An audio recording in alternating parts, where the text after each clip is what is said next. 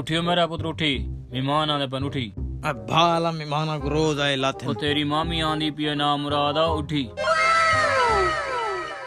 मामी आंदी पई नाल मलवेरी होसी। उठी ओए उठी। जुत्ती किथे वे? मलवेर आंदी पई वे मुंह शू धों चा कन्नड़ दे तरक्के पाया से।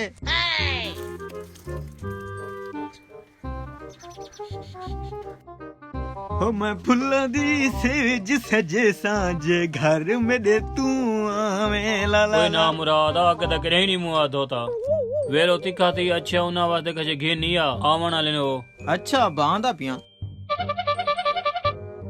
अब भाई बुढ़ा थी गया सठिया आ गए अगे चकड़े नहीं भी जोता मुंह अगे मलेर आइए जो जी अबा यार वो आवन वाले ने उना किते समोसे गिना ए पैसे ना करा पे दे यार हुन तेरे कोलो असा पैसे गिनसू सारी मलवेर पई आंदी है उदी खिदमत करन साडा हक है टेंशन ना गिन मैं गिद्दी आना आज ए विया ता मांदा थिया खड़े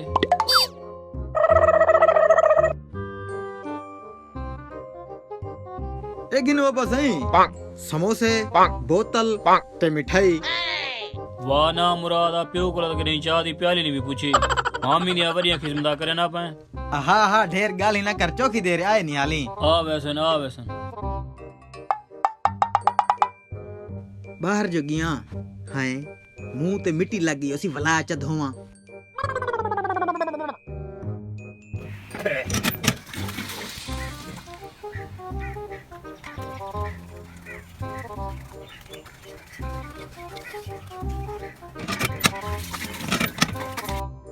ओए बख्ता शीशा कंगी चावा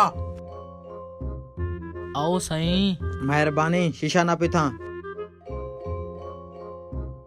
आज ते चमकदा पाए खैर होवे सही करके ना सही करके आज गफलत बर्दाश्त कहना थी सी आज मैं चाहना वीआईपी कंगी होवे खैर होवे पफ दे दा पाए कौन मलवेर ते नहीं आंदी पई जी अमलवेर आंदी पई है पकड़ ओ मुंह इच नहीं मुतर दी हां कुछ नहीं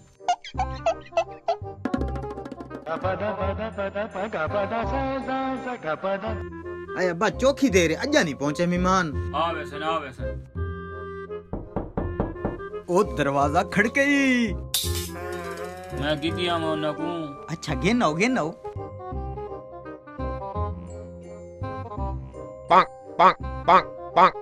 मामी जी हां मेरे पुत्र मामा जी बिस्मिल्लाह बने जा खां क्या हाल है बने जा के दे दे मलवेर नहीं है जी ना बचड़ा उंदे पेपर हन असा वत उंदी तालीम दा मसला होंदे ना ई गल निसे गिना है कल उंदा पेपर है ओ जुलो अंदर